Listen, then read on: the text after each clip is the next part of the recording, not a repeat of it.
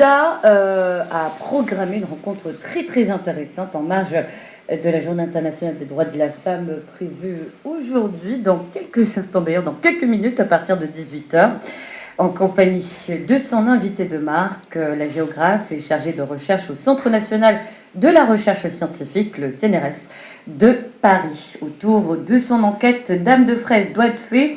Dans cette enquête, elle retrace un peu l'histoire des saisonnières marocaines qui quittent chaque année le royaume pour partir à la cueillette des fraises en Espagne.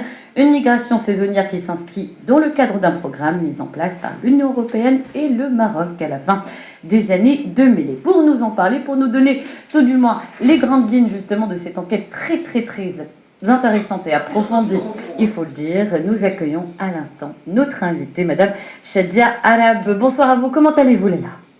Bonsoir, je vais très bien, je vous remercie pour cette invitation. Alhamdi. Depuis le temps justement qu'on avait envie de vous avoir parmi nous. Le contexte s'est présenté, alors on a sauté justement sur l'occasion. Et comme je vous l'avais dit justement en aparté, ça mériterait bien 1 ou 2 heures justement pour s'étendre sur tous les axes que vous avez vraiment traités de fond en comble. Mais on va faire en sorte de synthétiser justement pour... On va essayer, mais je suis à votre disposition. Merci Léla. Merci. Ah, bah, ce serait bien. Donc, un avant-goût, un petit aperçu à l'instant. Alors, la première question, justement, qui se pose, qui m'est venue à l'esprit, pourquoi avoir choisi d'écrire particulièrement sur ces ouvrières agricoles en Espagne? Alors, c'est un double choix en réalité. D'abord parce que j'avais commencé à orienter mes travaux de recherche sur le genre et l'immigration. Jusqu'à maintenant, j'avais beaucoup travaillé sur les hommes marocains qui partaient en Europe. Et un de mes constats, c'est qu'on avait, dans nos travaux de recherche, dans la société civile, invisibilisé un certain nombre de parcours féminins, notamment des parcours migratoires. Et je me porte aussi dans cette responsabilité en tant que chercheuse d'avoir mis de côté ces parcours migratoires de femmes qui ont toujours existé. Pourtant, aujourd'hui, on a 240 millions de migrants à l'international et la moitié d'entre elles sont des femmes et on n'en parle pas. Donc ça, c'était une première forme de justification. La deuxième motivation, c'est que en allant régulièrement au Maroc, puisque je travaille particulièrement sur le Maroc comme laboratoire d'études sur les migrations, j'ai constaté que depuis peu et depuis quelques années, il y avait cette migration saisonnière sur les Marocaines qui allaient cueillir la fraise en Espagne et qu'on n'avait pas grand-chose là-dessus, qu'on ne connaissait pas grand-chose. Et j'ai eu la chance, l'opportunité de rencontrer une de ces femmes saisonnières qui partaient en 2008 pour la première fois et qui a accepté de m'ouvrir ce nouveau terrain de recherche. Exactement. Et donc j'en ai fait une grosse enquête qui a duré plusieurs années et qui continue encore aujourd'hui. Exactement, et comme je l'avais dit, c'est très approfondi. On sent qu'il y a non seulement un travail justement de recherche, mais également sur le terrain. Alors, par rapport à ces femmes-là, parce que c'est quand même elles justement le propos principal justement de cette enquête, qu'en est-il de leur profil justement? Est-ce qu'il y a des conditions qui ont privilégié une certaine tranche de femmes plus que d'autres, de manière justement, comme on dit, de manière claire dans les conditions justement dans ces contrats, ou c'était plus implicite que cela?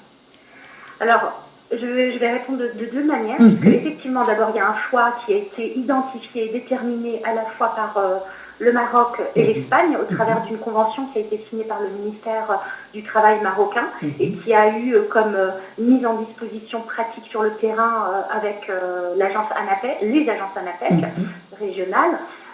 Et du côté espagnol avec la collectivité territoriale qui était la commune de la province de Huelva, mais avec la mairie de Tirsaya.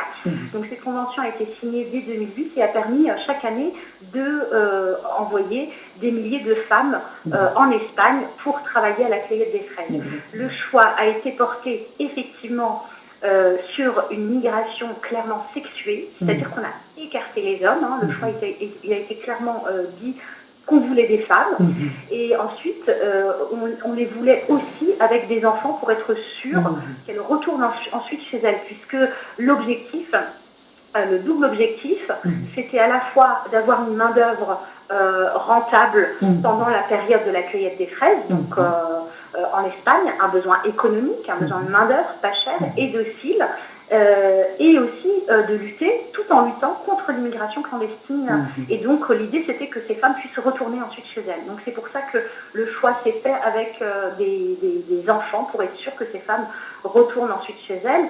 Le profil qui a été, quand j'ai pu faire mes enquêtes, que j'ai pu identifier, le profil sociologique au travers de mes enquêtes de terrain, c'est que, en plus de les choisir femmes avec des enfants, on a aussi fait le choix, sans que ça soit explicite, comme vous le disiez tout à l'heure dans votre questionnement, que ce soit des femmes pauvres, rurales, milieux plutôt précaires, pour être sûr que justement, comme elles ont besoin de ce travail, elles ont besoin de cet argent pour vivre, voire survivre, elles sont obligées d'accepter le travail sur place de manière assez docile et soumise. Donc voilà pour vous parler rapidement du profil sociologique. Donc on est vraiment allé chercher les femmes les plus éloignées géographiquement parlant, hein, mais aussi économiquement et socialement parlant au Maroc, pour être sûr qu'on puisse les encadrer au mieux sur place. Donc les femmes analphabètes, souvent, de situations précaires, rurales, situations précaires, pauvres, avec des foyers familiaux assez fournis. Donc vraiment, cet argent, ce capital économique qu'elles allaient gagner, n'était plus qu'un besoin, c'était une nécessité pour elles. Et donc, ça a fait que cette migration circulaire a excellemment fonctionné, puisque les Espagnols, très contents du travail de ces femmes, ont continué à les faire venir, même en période de crise, où le chiffre est tombé très bas, où dans mon livre, j'explique comment ce système se grippe à un certain moment à cause de la crise économique. Et on a continué à faire venir ces femmes parce que vraiment leur travail était extrêmement rentable et ça plaisait aux employeurs espagnols. Exactement. Alors, dans votre enquête, il y a une phrase qui m'avait touchée, en même temps qui s'était fait remarquer, justement, c'est que vous avez qualifié ces femmes-là de grandes oubliées. Alors, j'imagine qu'il doit bien y avoir énormément de raisons qui vous ont poussé à émettre une telle remarque, un tel jugement. Pourriez-vous nous lister quelques-unes, justement, des raisons essentielles qui vous ont justement poussé à décrire ces femmes-là comme étant oubliées dans le système marocain ou dans le système espagnol, dans ces justement contrats, est-ce qu'ils étaient plus unilatérales justement que bénéficiants pour les deux parties? Pourquoi sont-elles les grandes oubliées justement de ces accords-là finalement? Alors, c'est pas moi qui les ai qualifiées de grandes oubliées, c'est les médiateurs interculturels qui étaient des facilitateurs sur place, avec lesquels je me suis entretenue avant la sortie de mon livre. Je suis allée réactualiser mes données en 2017 et j'ai rencontré des anciens médiateurs qui ont utilisé cette expression que j'ai trouvée effectivement assez réaliste, et je l'ai reprise pour intituler un de mes chapitres Les grandes oubliées sont effectivement les femmes. Et donc, je l'explique de différentes manières, puisque comme je vous l'ai dit, on est sur un système migratoire théoriquement bien huilé, mais quand on rentre sur la pratique, on se rend compte que derrière cette théorie, il y a des êtres humains, il y a des femmes qui circulent, et qui du jour au lendemain, à un moment, on leur a dit c'est plus possible de venir parce que il y a la crise économique. Et je pense que c'est à ce moment-là qu'il y a une vraie fracture qui se crée dans ce système migratoire, puisque jusqu'en 2009, on avait un contingent de 17 000 femmes marocaines qui allaient en Espagne, et 17 000, c'est presque 40% de la totalité de la main-d'œuvre dans la province. Parce qu'il n'y avait pas que des Marocaines, justement. Non, il n'y avait pas que des Marocaines, il y avait aussi des Roumaines, des Polonaises, des Subsahariens qui étaient souvent sans papier, des Marocains aussi, mais finalement très peu. Et donc, progressivement, la crise économique s'installant et touchant de plein fouet les pays de la rive sud de la Méditerranée de l'Europe, donc l'Italie, le Portugal, l'Espagne, la Grèce, plus particulièrement pour ne citer que ces 4 pays, l'Espagne s'est vue dans l'obligation de réorienter sa main-d'œuvre et d'ouvrir de s'ouvrir au marché local et de reprendre des Espagnols qui n'avaient pas travaillé depuis extrêmement longtemps, et de faire retravailler aussi des étrangers qui étaient là installées de manière régulière et qui étaient au chômage depuis quelques mois. Donc on est passé de 17 000 femmes à 2500 femmes. Ce qui veut dire que du jour au lendemain, on a mis de côté 14 500 femmes de côté sans explication. Et c'est là que pour moi, il y a eu vraiment des failles dans ce système. Aussi. Et que le terme d'oublié est tout à fait approprié, même si ce n'est pas le mien, je le redis, je le trouve tout à fait approprié, puisque ces femmes que j'ai retrouvées ensuite m'ont clairement dit on n'a pas compris. On n'a pas compris pourquoi du jour au lendemain on ne nous a pas repris. On nous a toujours dit que si on travaillait bien, si on était soumise, si on travaillait le week-end, si on faisait des heures supplémentaires, si on n'était pas, si on ne créait pas de conflit dans ces coopératives, on nous reprendrait par la suite. On leur a aussi promis qu'au bout de 4 saisons, elles auraient des papiers, ça n'a jamais été fait non plus. Et puis du jour au lendemain, la fondation, la FOUTEF, qui avait été créée pour les accompagner en embauchant une douzaine de médiateurs marocains, qui facilitaient malgré tout la tâche sur le terrain, a fermé ses portes et on a licencié ces médiateurs. Donc il n'y avait plus personne, ni pour suivre ces femmes, ni pour les accompagner. Donc pendant ni pour les informer aussi, parce qu'elles étaient justement dans le... Donc le rôle de l'ANAPEC, qui était en amont de les accompagner, a continué à se faire, mais de manière très minimaliste. Et du côté espagnol, il ne se passait plus rien. Et c'est à ce moment-là, d'ailleurs, que les premiers cas de harcèlement ont commencé à sortir. Vous avez dû voir ça en 2018. Alors, ces cas de harcèlement et d'exploitation au travail ont toujours existé, mais il y avait, on va dire, des digues de protection qui étaient ces médiateurs, qui permettaient de, malgré tout, d'endiguer un peu. Exactement, d'endiguer cette forme d'exploitation qui a été mise en exergue en 2018. Donc aujourd'hui, avec justement ces cas de harcèlement qui ont été nombreux, avec la forte médiatisation qu'il y a eu autour de ça, les plaintes de ces femmes courageuses qui ont été mises en place,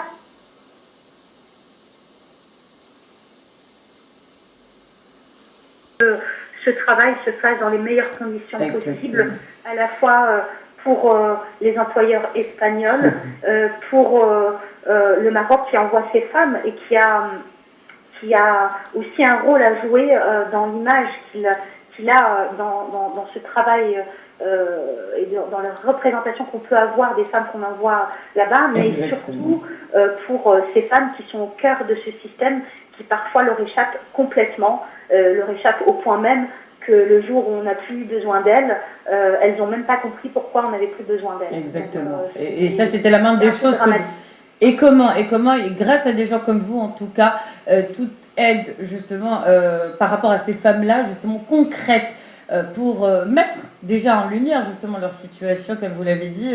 On sait qu'il y a des femmes qui font de la cueillette, mais on ne connaît ni la situation, leur situation, les conditions de travail, justement, les accords qu'il y a pour les faire se sentir en sécurité, justement, que ce soit au niveau du Maroc ou au niveau de l'Espagne. Et grâce à votre enquête, en tout cas, la lumière a été jetée justement sur la situation de ces femmes-là. Il y a eu des colloques, des rencontres, dont celle de ce soir, justement, à partir de 18h. Et d'ailleurs, pour vous laisser vaquer justement vos préparatifs, alors vous avez retenu une petite dernière question, parce qu'apparemment, il y aura également avec vous quelques-unes de ces femmes qui sont parties à la cueillette des fraises en Espagne et rentrées au Maroc pour agrémenter la rencontre. Alors, parlez-nous un petit peu de comment ça va se dérouler avec ces femmes-là également. Est-ce qu'elles témoigneront, est-ce qu'elles apporteront plus de lumière par rapport à leur expérience respective?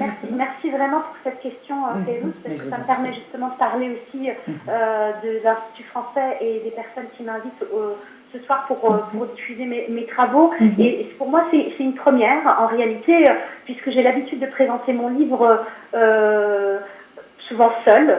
Et aujourd'hui, j'ai la chance et le grand honneur d'être accompagnée d'abord par la modératrice qui est Lamia Salsa, qui est universitaire à l'université d'Oujda et qui a travaillé en amont pour préparer au mieux cette rencontre. On sera accompagné d'une représentante de l'ANAPEC qui va pouvoir présenter le travail qu'ils font au Maroc pour accompagner ces femmes. Et puis on a aussi le grand privilège d'être accompagnée de 4 dames de fraises. Donc ça, pour moi, c'est quelque chose de très important, qu'elles puissent avoir la parole, qu'elles puissent parler de vive voix, qu'elles puissent témoigner, parce que même si nous le faisons, j'espère qu'on le fait du mieux possible et qu'on ne déforme pas leurs propos. Je pense qu'elles sont le plus à même pour présenter leur parcours et leur témoignage. Donc pour moi, c'est quelque chose de très précieux d'avoir ces différentes femmes autour de moi, et je remercie encore une fois l'Institut français et sa directrice Yannick Beauvais de m'avoir permis de pouvoir justement inaugurer cette nouvelle mode de représentation et d'échange et de discussion avec ces femmes autour de moi. En tout cas, les Oujdi sont très chanceux d'avoir cette opportunité. Je rappelle que c'est dans quelques minutes, à partir de 18h, à l'Institut français d'Oujda, justement une rencontre avec vous autour de cette enquête, mais également avec quelques-unes des intéressés. Un grand merci justement à l'Institut français d'Oujda. Je remercie particulièrement Nabil Hilali qui m'a permis justement de vous contacter et d'être au courant. Déjà, il fait un très très beau travail justement par rapport à l'Institut, et aussi au fait de véhiculer et d'informer justement la presse par rapport aux différentes activités, particulièrement en ce contexte-là de la journée internationale des droits de la femme, et non pas la journée de la femme. Rappelez-vous, internationale des droits de la femme. Justement. Des fois, il faut bien rappeler les choses qui ont l'air assez claires comme ça, mais non. Apparemment, non. En tout cas, vous avez fait un très très beau travail. Je tenais à vous le dire depuis très très longtemps.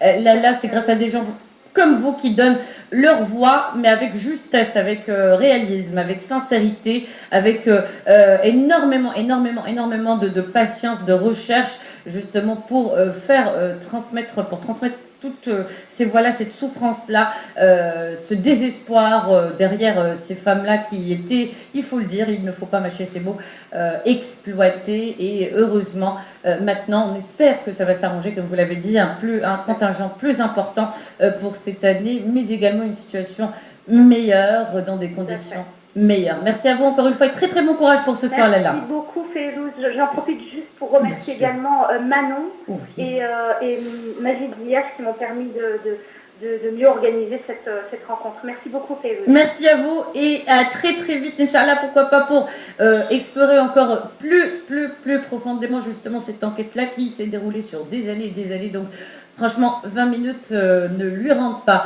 odeur. On va faire en sorte de inviter Madame Shadia Arab pour parler de cette enquête très intéressante, très cruciale également. En tout cas pour les Oujdi, pour ceux qui sont sur Oujda, c'est dans quelques minutes à 18h à l'Institut français, rencontre avec notre invitée Shadia Arab autour de son enquête Dame de fraise, doigt de fée, en présence également de quelques-unes de ces dames de fraises, justement pour parler de leur expérience. Elles sont à même de le faire justement, mais de manière plus encadrée, plus approfondie, avec des faits, avec des chiffres fournis justement par Shadia Arab et son enquête. On la remercie encore une fois d'avoir accepté notre invitation, et dans quelques instants, eh bien, on vous dévoilera les événements à ne pas manquer. Un petit rappel de ces événements qui se déroulent dans les jours qui viennent. C'est juste après ces petits morceaux, toujours à l'écoute de la chaîne Inter.